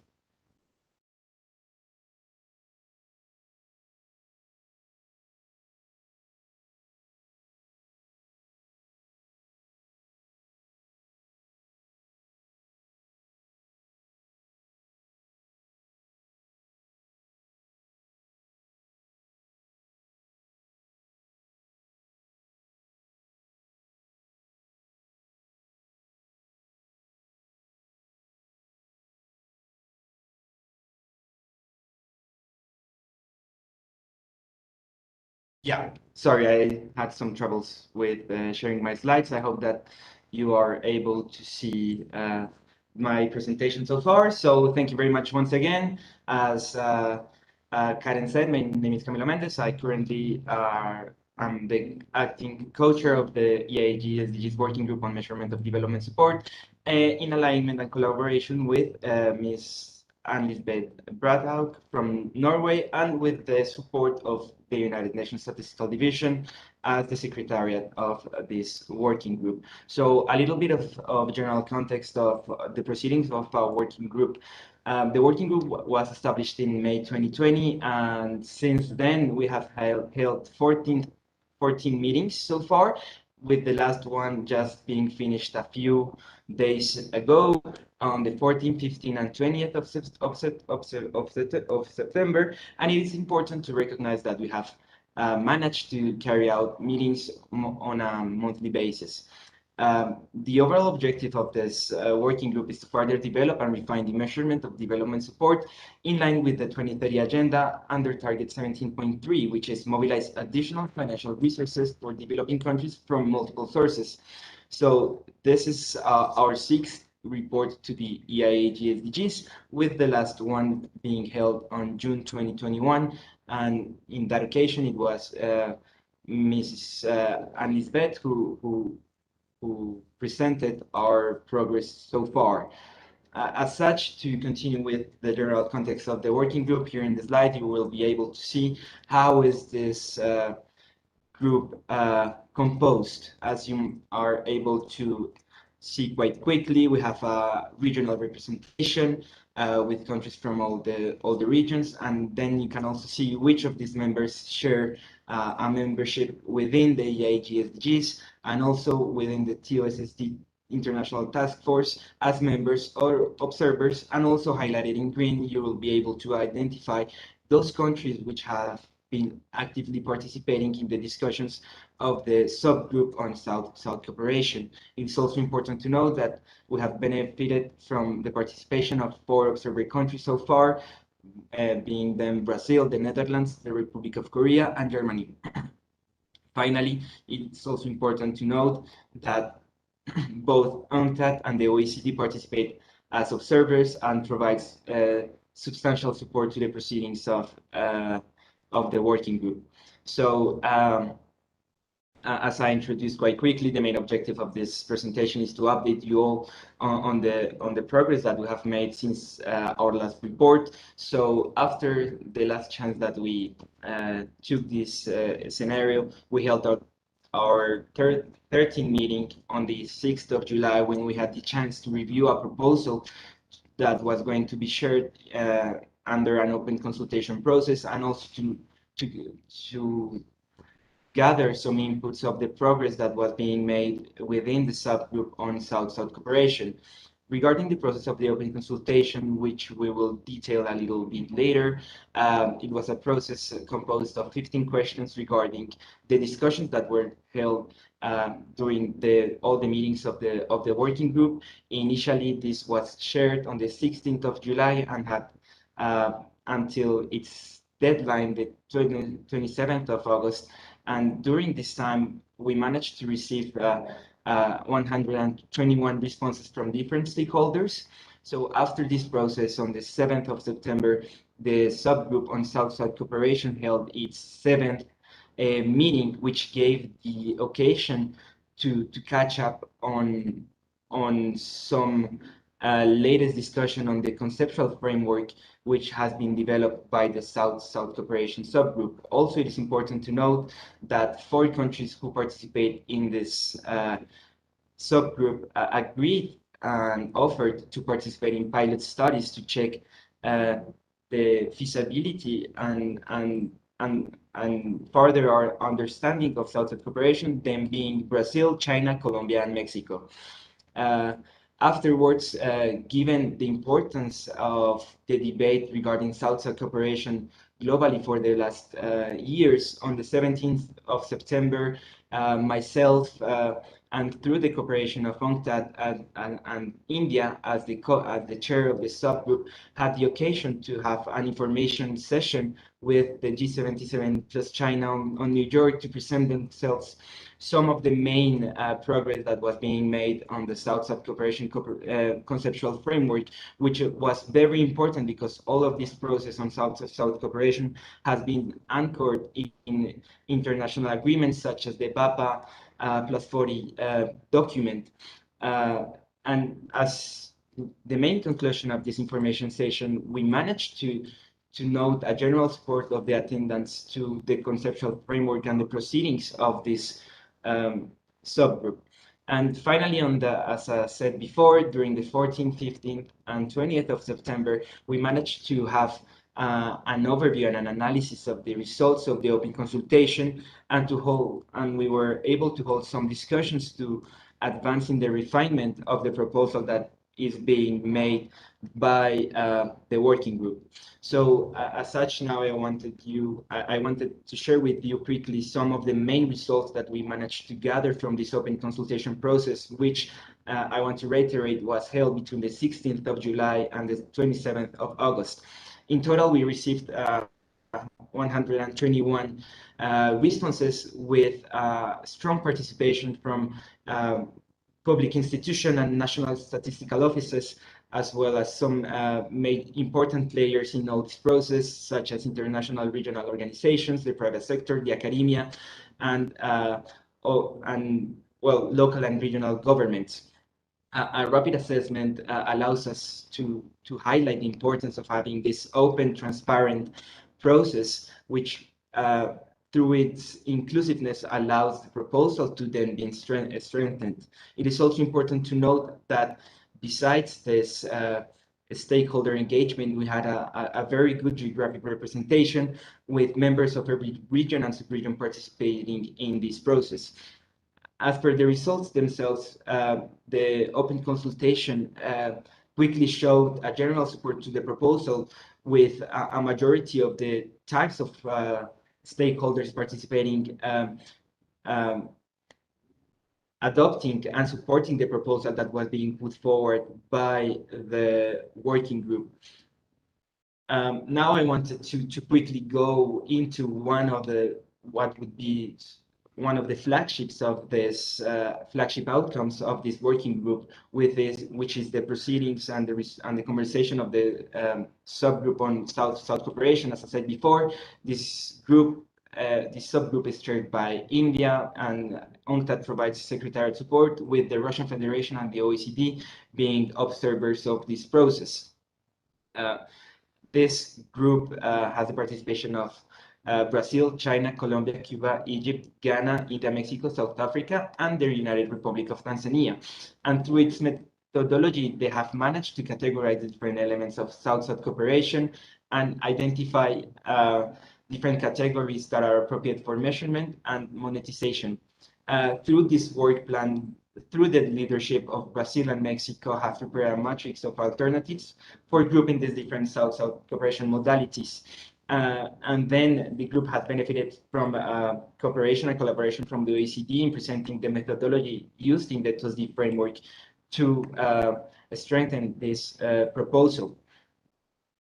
So to quickly move ahead and respect the time that I have been allocated, it's important to quickly note that UNCTAD has been asked to act provisionally as a custodian of this indicator being developed under target 17.3. And in short, this conceptual framework identifies 3 different categories of financial South-South cooperation modalities, non-financial South-South cooperation modalities, which are suitable for monetization, and the non-financial modalities of South-South cooperation.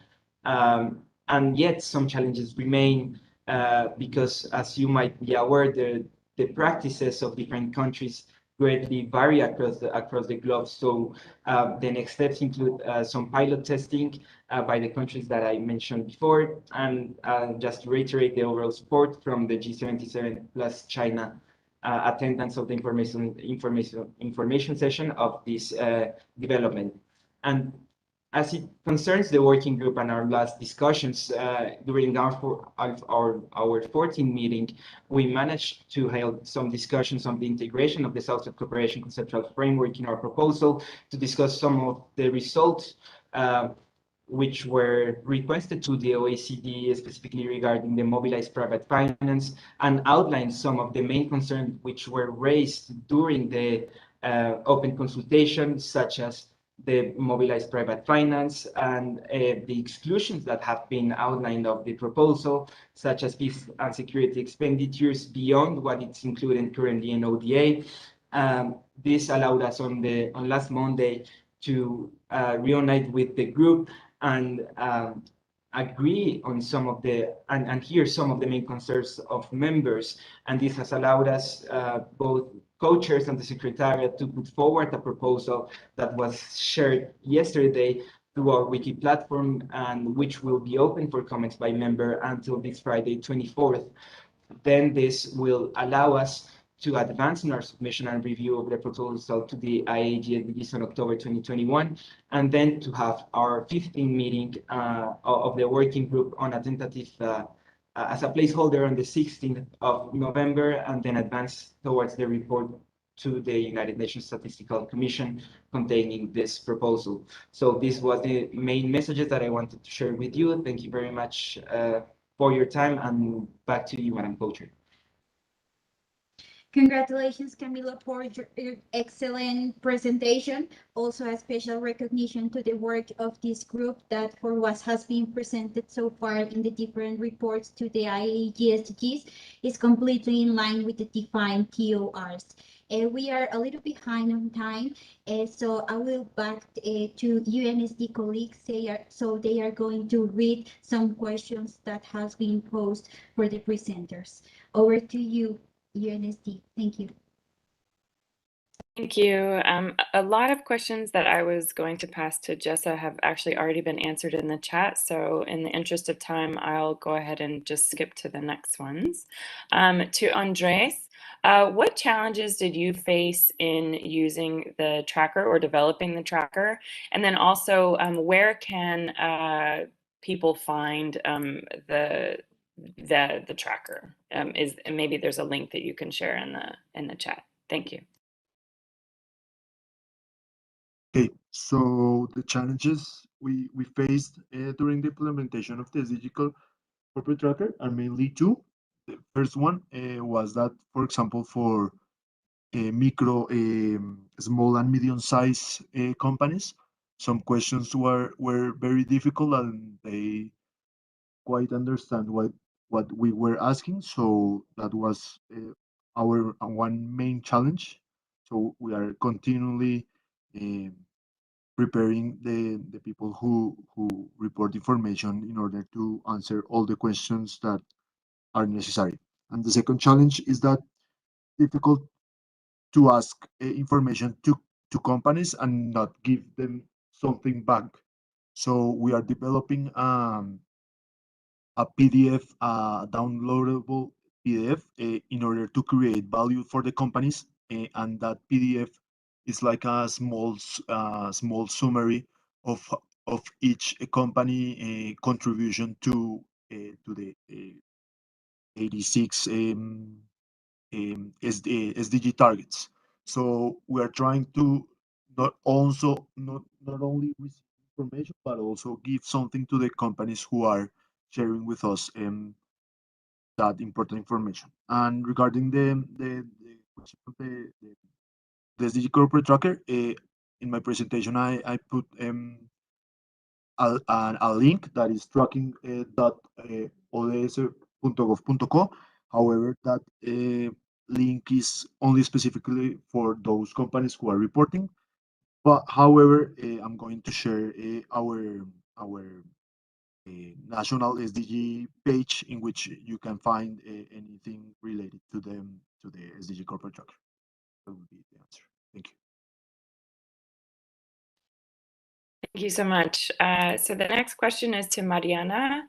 And how do you determine complementary indicators? Thank you. Thanks.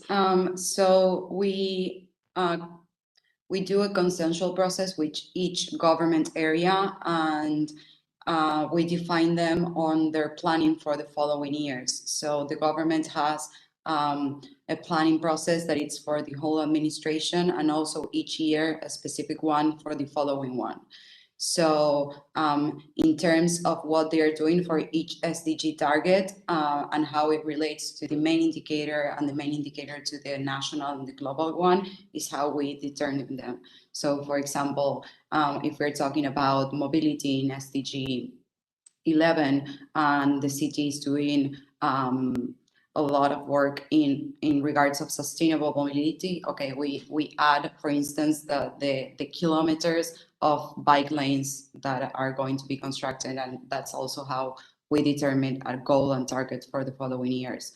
In terms of SDG 11 and SDG 16, which we did a multi-partner process, this was also decided with NGOs, civil society organizations, and international organisms.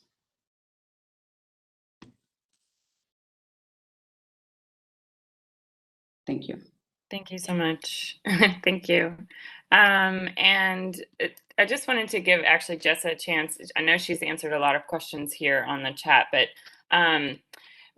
just curious, how does the work that you're doing relate to other UN efforts on intersectionality, and is there coordination, considering that some of these concepts could be cross-cutting across various population groups? Thank you, Jessa. Yeah, thank you. Well, just to quickly respond to the question from Albert, well, I will respond to it in two ways. One, in terms of the work that we do in UN Women, and at the same time, the work we do with other agencies. As far as UN Women is concerned, in the way we do our work, in our latest strategic plan, we have highlighted the need for gender data and statistics, and have underscored the fact to make sure that we leave no one behind. So work that will be done has systematically integrating an intersectionality approach. So across all levels at the global, regional, and country office, program interventions and planning within UN Women. Now, in terms of how do we actually deliver our work on Women Count, our gender data program, where we support member states in producing gender statistics, we also ensure that this aggregated gender statistics is done. And in the process of doing so, it is a must that both data producers and users are having like an intentional dialogue, that the intersectional approach is not an afterthought, but an intentional approach in delivering this output. And lastly, in terms of collaborating with other partners in the UN, as members of various groups like the IAEG on SDGs, the Inter-Secretariat Working Group on Household Surveys, we collaborate with agencies within these groups to ensure that we are providing tools, mechanisms, or providing an enabling environment for member states to produce disaggregated statistics. And just to say, I'm joined here by my colleague who's been leading our work on SDG data in UN Women, Jeanette. She's our representative for the Inclusive Data Charter to ensure that all these efforts within UN Women and other partners in the UN system and even in the private sector are coordinated. Over. Thank you so much, Jessa. And given that Camilo just gave his presentation, we might have some questions that come in a little bit delayed. So I just wanted to note that if any additional questions come in for Camilo on the chat, hopefully he'll be able to answer them there. So for now, I will pass back to our chair. Thank you so much.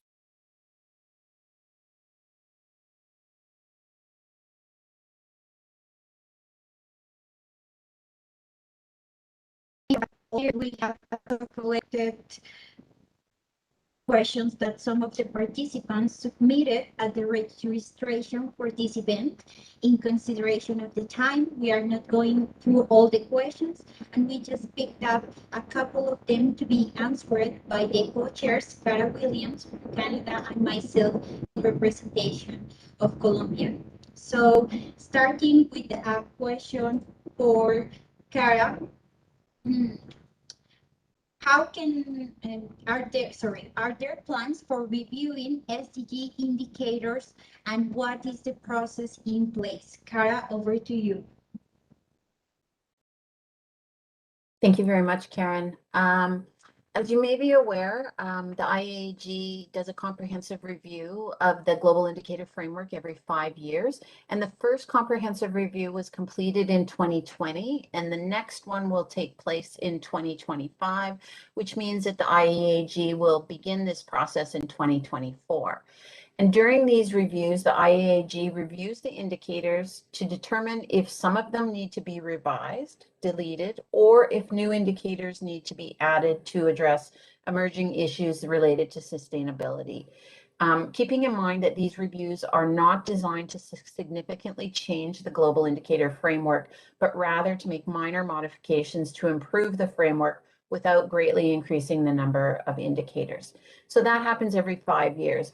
Additionally, it's important to recall that every year the IAEG undertakes an annual refinement of the indicators, and this is the refinement includes specifying or correcting units of measurement of the indicators, clarification of terms used in the indicator, or if there are spelling or any other editorial changes required of the indicator. And we also address any other minor issues that do not substantively change the meaning of the indicator. So just to reiterate, every 5 years there's a comprehensive review, the next one taking place 2025, and annual refinement of the indicators. So there is a process in place. Thank you very much. Back to you, Karen. Thank you so much for your great answer. And now back to the Secretariat to continue reading the questions. Over to you, please. Thank you so much. Before getting into an additional question to the co-chair, I just wanted to offer one question to the panelists. And in particular, I think we'll go to Mariana first, and then to the others. In the interest of time, maybe they can provide answers in the chat. So one question that came through in the registration is, if panelists can please share examples of engaging young people in communicating their SDG progress assessments. And again, we'll start with Mariana. Thank you. Yes, thank you. So with young people, our strategy at the moment has been more focused on awareness raising. However, for next year, we are planning on segmenting our accountability process from the city commitments for the younger public. So in themes related to climate change and employability and education, we are segmenting those so we can reach a broader audience of young people. but it's not something we are doing at the moment. We plan it for next year. Thank you. Thank you so much. And I just wanted to give any of the other panelists who spoke earlier, if they had any examples of engaging with young people and communicating their SDG progress, if they wanted to provide that information now. Jessa, go ahead. Thank you. Just thanks for the question. Just to share that at UN Women, we strongly believe that change comes about through, yes, policy reform and programming, but also through the engagement and participation of young people. So particularly in the area of gender equality, one of the biggest barriers is biased social norms. Young people are critical for addressing these barriers and shifting social norms.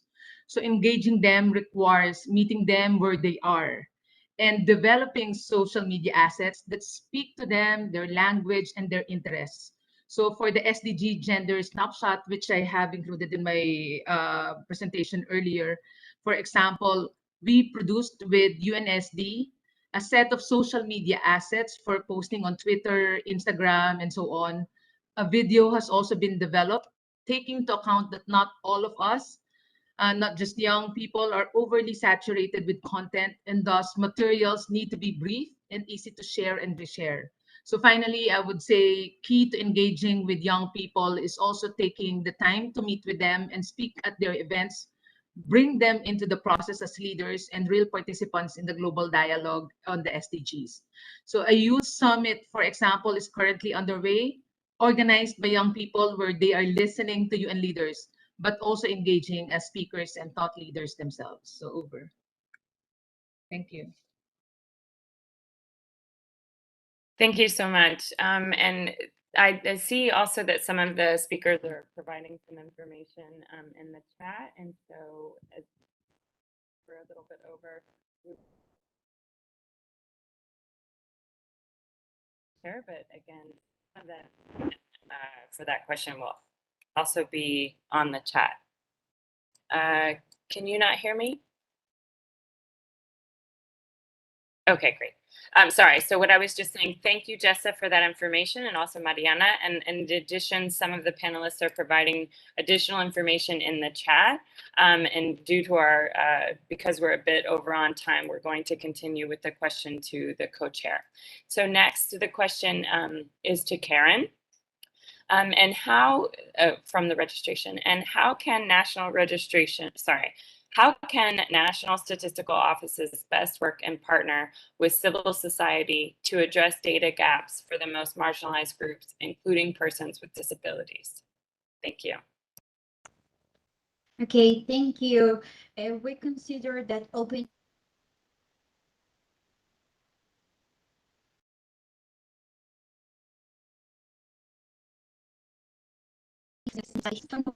together. For example, in the identification of data needs, which is one of the first stages of the statistical production processes. Also putting together the measurement efforts of everyone to review, analyze, and interpret data sources that meets quality criteria for having a common inventory of available data and data needs. That's what I would say. Over to you, Heather.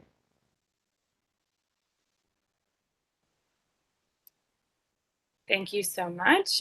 Again, we've received quite a few questions in the registration, which we really appreciate, but because we're over on time, I'm afraid we're going to have to stop this segment, and I will actually pass it back to our chair for the closing. Thank you. Okay, with many thanks to the participants, the amazing speakers of the session for your time, and of course to the UNSD Secretariat for making all this possible. Thank you and have a nice rest of the day. Bye-bye. Thank you. Thank you, everyone.